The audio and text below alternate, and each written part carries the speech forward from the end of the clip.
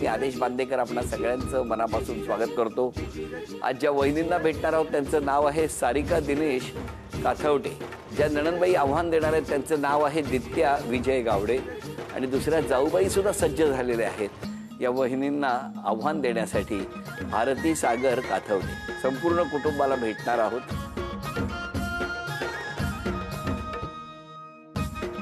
नमस्कार. नमस्कार. घ्या उखाणा. भिवू नकोस मी तुझ्या पाठीशी आहे असे म्हणतात श्री स्वामी समर्थ. दिनेश रावांमुळे माझ्या जीवनाला आहे अर्थ. काय सांगताय काय? तुम्ही कसा घेणार उखाणा? सुंदर समुद्राच्या सुंदर लाटा, सारिकाचाही तिच्यामध्ये वाटा. छान आहे. सारिकाचा आहे माझ्या आयुष्यातही वाटा. ते बोलले समुद्रात वाटा. त्यांनी इतकं छान नाव घेतलंय. सुंदर समुद्रात सुंदर लाटा आणि या लाटा ज्या काही आहेत त्यामध्ये सारिकाचा वाटा.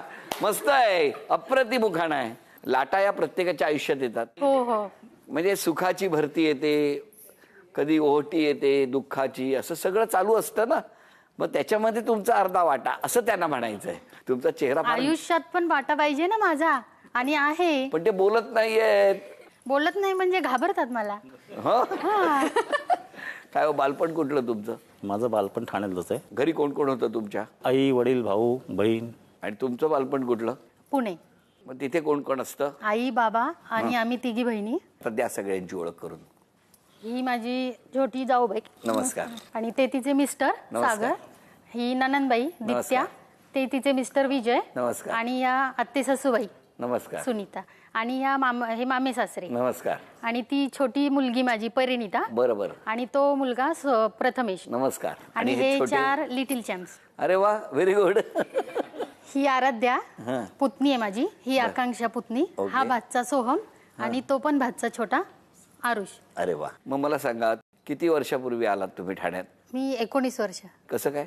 ही यांची मावशी तिथे राहते. मी त्यांच्या मावशी आमच्या घराच्या जवळ दायरीला. मी तिथं सहज गेलेले. हे आलेले पेपर वाचत बसलेले. यांनी बघितलं. मी मावशीला भेटून गेले भाजीचा डबा द्यायला. आणि मग ते गेले. मग मावशीला बोलले की ही मुलगी कोणाची आहे काय. मग मावशीने सांगितले आपलीच आहे, ओळखीची आहे. विचारूया त्यांना काय झालं. तुम्ही पेपर वाचत होता? असं बसता बसता ही तिथून अशी एंट्री झाली. हा. आणि मावशीने विचारलं तुला ही मुलगी पसंत आहे का? मग तुमच्या मनात काय नव्हतं? नाही, असं काय हे नव्हतं त्यावेळेला. मग नंतर मावशी बोलली होती की ही तुला मुलगी पसंत असेल तर मग मी काकांना सांगून तुझा विचारते त्यांच्या वडिलांना. पण तुम्हाला जेव्हा विचारलं ही मुलगी लग्नासाठी पसंत आहे का किंवा सुरू चालेल का तुला, तर तुम्ही लगेच हो म्हणाला? हो. आणि मग मावशी यांची दुसऱ्या दिवशी माझ्या घरी आली. बरोबर. आणि आईला बोलली की असं असं आपला मुलगा आहे, बघायचं का म्हणून, मुंबईचा आहे. तर मी म्हणलं बघू, मुंबईला चालेल मला. मुलगा कसा का असो ना, मला मुंबईला जायचंय. अच्छा, तुम्ही ठरवलं होतं? हो. हा. मग मुंबई मी कधी बघितली नव्हती. कधीच नाही? कधीच नाही. कारण आमच्या इकडे कोणच नातेवाईक नाही, हेच पहिले. बरं बरं बरोबर. आणि मग बघण्याचा प्रोग्राम झाला. तो दिवस आठवतो बघण्याचा? हो. काय झालं होतं त्या दिवशी? संध्याकाळची वेळ होती. आम्ही असं बघण्यावर एकमेकांना असं बघितलं आम्ही. नंतर मग जमवलं. काकांनी विजय वडिलांशी बोलणी करून जमवलं. पण लग्नाचा ज्या दिवशी बघण्याचा कार्यक्रम होता तेव्हा तरी बोलले होते तुम्ही दोघे? हो, असं बोलायचं. मग नंतर मग टेरेसवर जाऊन डिस्कस केलं सगळं व्यवस्थित. आणि विशेष म्हणजे आम्ही जेव्हा बर्थडेचा कार्यक्रम झाला तेव्हा मी खास पास काढला होता ट्रेनचा. अरे वा. ठाणा पुणे. डेली रोज संध्याकाळी 6ला यायचे. मी सुटले ना की काम, कारण घरी अलाउड नव्हतं. मग 6 ते 8 आम्ही बाहेर भेटणार. मग 8 वाजता मी घरी. तुम्ही 8 वाजता परत ठाण्याला? रिटर्न आपली गाडी पकडून. पण तिकडे घरात तुम्हाला विचारत नव्हते कुठे चाललं? हे घरचे मोठे ना. मी कामासाठी चाललोय पुण्याला. हा, पुण्याला नाही, ठाण्यातच आहे. माहित नाही कोणाला पण पुण्याला. रोज पुण्याला जायचे तुम्ही संध्याकाळी? आठवड्यात 2 दिवसांनी 3 दिवसांनी असं. आणि यायचे किती वाजता रात्री? रात्री 11-12 वाजता परत यायचे? हा, मग दिवसभर काम करून परत संध्याकाळी पुण्याला. तिकडे पण डबल ड्युटी लागली होती त्याला. पण मला सांगा, इतक्या उत्साहाने तेव्हा जितके यायचे तितकेच आता 18 वर्षानंतर तेवढंच येतात का? रोज फिरायला नेतात? रोज नाही, कारण वेळ मिळत नाही घरामुळे. पण म्हणजे जास्त बॉन्डिंग आमचं झालेलं आहे तसं. आणि फिरायला मला खूप ठिकाणी नेलं यांनी, भरपूर. उटी, बँगलोर, म्हैसूर. घरात रागावतो कोण कोणावर? तसं रागवतो मी थोडंफार त्याच्यावरती. का हो? असं थोडं चिडचिडपणा झालं कधी कामावरून, कसं काय झालं तर मग थोडंफार होतं, पण तेवढ्यापुरती होतं. पण दोघांमध्ये आवाज कोणाचा मोठा? आवाज माझाच. माझं घर आहे. वहिनी रागवत नाहीत ना कधीच? काय तिला मनासारखं नाही भेटलं तर मग ती थोडीशी कळतं कसं आज? ते जे चेहऱ्यावर घरामध्ये एंट्री मारलं लगेच समजतं आज मूड खराब आहे मग लगेच कळतं तुम्हाला? मूड आणि जरा एखादं भांड जोरात वाजलं की कळत.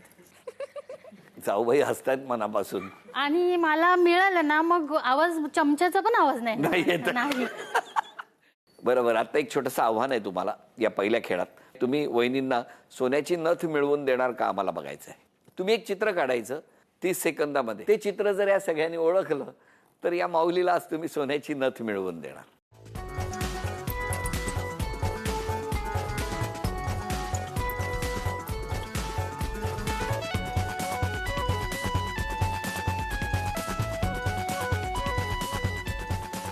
दहा. मगर. कोणी ओळखली? काही काढलं तरी मगर बोलता का तुम्ही? नाही, त्यांनी पाणी काढलं ना. अच्छा, पाणी काढलं. अभिनंदन.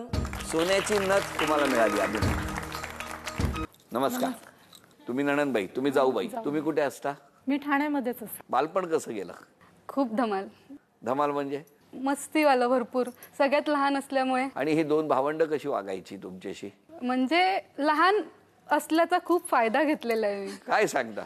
मारणार तर कधीच नाहीत, हा. पण खायला प्यायला म्हटलं ना, दादा फक्त बोलायची खोटी की दादा आणणार, चल तुला घेऊन जातो मार्केटला, काय पाहिजे सांग. हो का? वहिनी पण सांगायची मच्छी करणार आहे तिला घेऊन जा, काय आणायचं. काय बाबा, काय म्हणणं आहे तुमचं यांच्याबद्दल? नॉनव्हेजची शौकीन. हो. येस.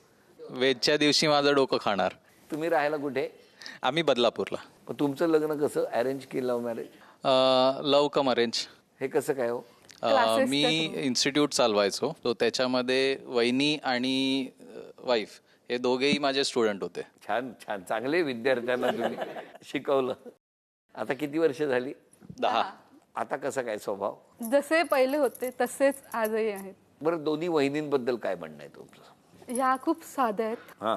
शांत आहेत, आणि त्या खूप माझ्यासारख्याच मस्तीखोर आहेत. त्यांना फिरायला मार्केटला पण जायचं झालं तरी तू माझ्यासोबत चल, मग आम्ही दोघी मार्केटला फिरणार. कुठे फिरायला जायचं झालं, हा तू येतेस ना. लग्नाच्या आधी, आता नाही. आता म्हणजे माझं पण फॅमिली असल्यामुळे तेवढं जायला जमत नाही.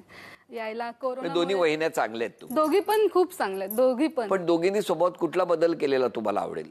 त्यांनी कुठला केलेला आवडेल आणि यांनी? नाही, त्या वहिनी आहेत तशाच चांगल्या आहेत. मग काय बदल नको? नको नको, काहीच नको. आणि मस्त आहेत. यांनी फक्त कसं जरा बोलावं असं वाटतं, जास्त बोलावं. खूप शांत शांत असतात. या इतक्या शांत आहेत की घरी बोलतात? नाही घरी बोलतात ना. तुम्हाला बोलतात? हो बोलतात. मग या ज्या तुमची आता बहीण म्हणते की त्यांनी जरा जास्त बोललं पाहिजे, तुम्हाला मान्य आहे? नाही पहिल्यापासून शांत स्वभावाच्या आहेत त्या. हा, पण यांचं म्हणणं आहे जास्त बोलायला पाहिजे. नाही नको. आत्ताच खूप बोलतात. तुम्ही आज बदलापूरला, तुम्हाला काय माहिती आहे? ते बघा, भावाने धडकीच घेतली. नको नको, आणखी नको. आता खेळ आहे एक, बरोबर आहे?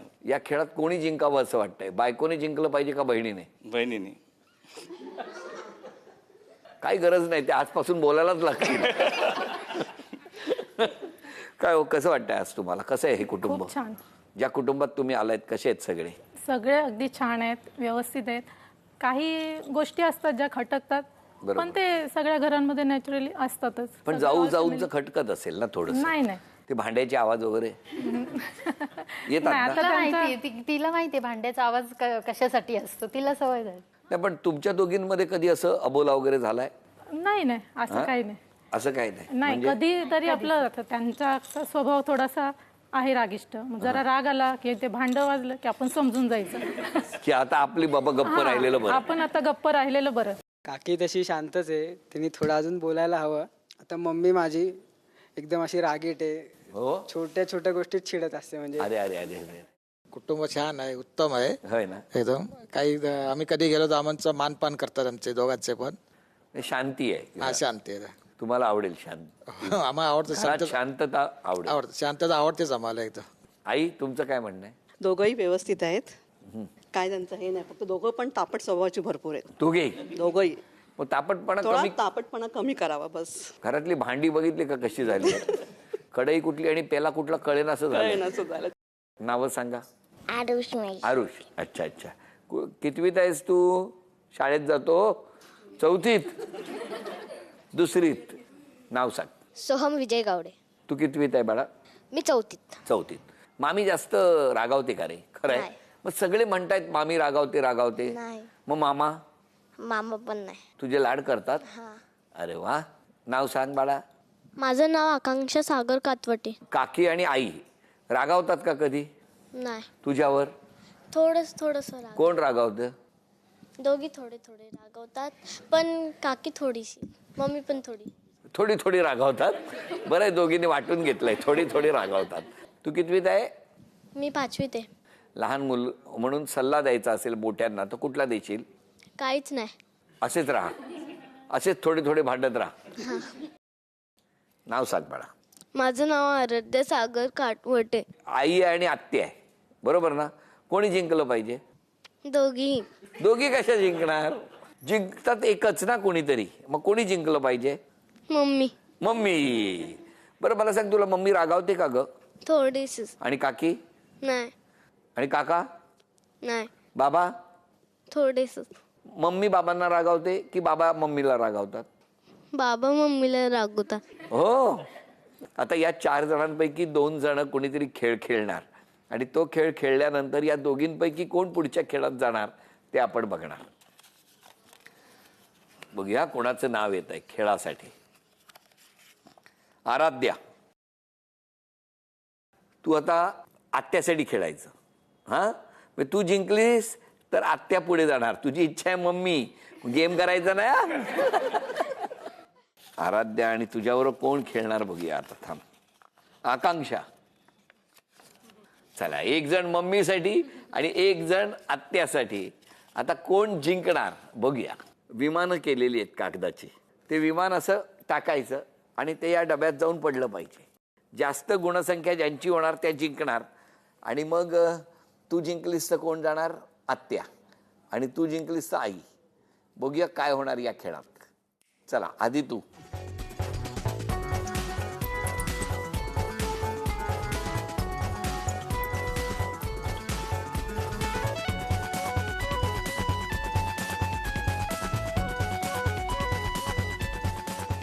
एक. आत्या पुढे गेलेली आहे.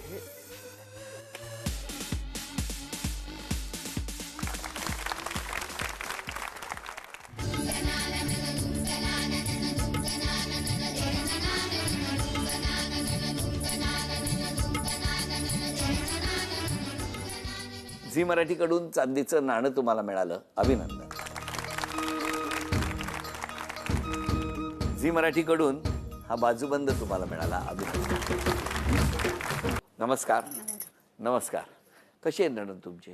छोटी आहे त्यामुळे ऐकते सगळं. कधी कधी थोडी तापट आहे ती पण एवढं नाही, सगळं ऐकते माझं. आणि जाऊबाई? जाऊबाई म्हणजे ती जास्त कुठे फिरायला वगैरे चल बोलले मार्केटमध्ये जाऊन या तुम्ही, काहीतरी आणा, येत नाही ती अशी नाही. तिला घरातच आवडतं. का नाही जात तुम्ही? शांत आहे खूप. असं म्हणजे मला जास्त बाहेर असं नाही जायला आवडत. आपल्या घरामध्ये मुलांमध्ये. आणि घरात सुद्धा ती कटकट, बाहेर पण कटकट असं वाटतं तुम्हाला? नाही असं काही नाही. मग सोबत 2 भांडी घेऊन जाणार, राग आला की बाहेर आपटतील. पण मला सांगा, आता तुम्ही दोघींचं इतकं प्रेम आहे, यांच्या आल्यानंतर किती वर्षांनी तुमचं लग्न झालं? माझं झाल्यानंतर ना तिचं 5 वर्षांनी झालं. पण तुमच्या तापटपणावर काय होईल बदल? ते फक्त घरातल्यांसाठी. तापट म्हणजे नाही, मी सगळं तापट म्हणजे असं फक्त मिस्टरांना, बाकी सगळ्यांना खूप छान. हे तुमच्या नवऱ्यानी आणि तुमच्या दिरानी केलेले उद्योग आहेत ते. लहानपणापासून लाड करून ठेवले त्याच्यामुळे. छोटी आहे ना, काय करणार, लाडकी आहे त्यांची. आता बहीण आणि बायको आहे, कोणी जिंकलं पाहिजे? बहिणींनी. का बायकोने हरलंच पाहिजे? लाडकी आमची. कोण? बहीण. तर त्या भावाचं काय म्हणणं आहे? नाही, बहीणच म्हणेन मी पण. तुम्ही पण बहीण? लाडकी, खूप लाडकी पहिल्यापासून? हो, हट्टी पण तेवढीच आहे. मग जेव्हा लग्न करून गेली तेव्हा काय केलं होतं? डोळ्यात पाणी होतं की नाही? नाही. काय हो? नाही, आनंदाने पाठवलं. जवळच आहे ना बदलापूर, जास्त लांब नाही. त्याच्यामुळे हो. आता जावयानं विचारा डोळ्यात पाणी कोणाचे आहे. बरोबर. आज क्षमा मागायची असेल तर कोणाची मागा? क्षमा मागायची असेल तर मिस्टरांचीच. कारण आवाज माझा खूप असतो घरात आणि मी प्रयत्न करते खूप कमी करण्याचा आणि केला आहे. तुम्ही? माझ्या आई बाबांची. का हो? झालं म्हणजे एक डिसिजन मी माझ्या मनाने घेतला, त्याच्यामुळे त्यांना थोडंसं हर्ट झालं असेल तर क्षमा मागितली तर आत्ताच्या घडीला त्यांनी माफ करावं, एवढंच. तुम्ही स्वतःमध्ये एक बदल करायचा असेल आजपासून तर कुठला करा? कमी बोलेल. खूप बोलते. आणि त्यांच्यावर कधी राग आला समजा मिस्टरांचा तर कसा व्यक्त करता? बोलून बोलूनच दाखवते. किती वेळ? जोपर्यंत ते वैतागत नाही. तोपर्यंत. कधी कधी आठवडाभर भांडण नाही झालं तर काहीही कारण काढून भांडणार आणि नंतर बोलणार आता बरं वाटतंय. काय जीवाची हाल करता हो तुम्ही. बरं, आता या महत्वाच्या टप्प्यावर पैठणी कोण जिंकणार ते बघणार आहोत. खेळ सोपा आहे.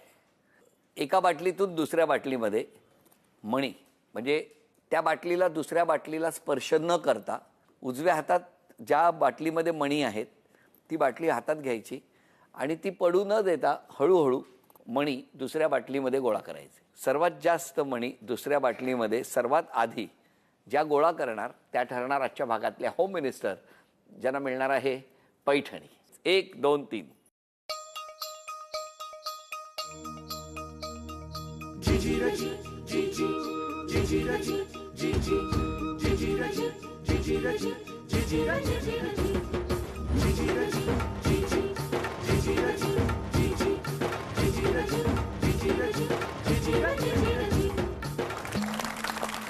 थांबा, तुम्ही आधी मोजा किती आहेत. 5, 6, 7, 15, 16, 17, 33, 34, 35, 36, 37, 37, 57, 58, 59, 60. 60. अभिनंदन. आणि आता तुम्ही 1, 2, 3, 4, 5, 17, 18, 19, 37, 38, 39, 59, 60, 61, 62. अभिनंदन. झी मराठीकडून हे चांदीचं नाणं तुम्हाला मिळालं. अभिनंदन. तर वहिनीला मिळत आहे तथास्तु पुणे आणि कोल्हापूर यांच्याकडून पैठणी. अभिनंदन.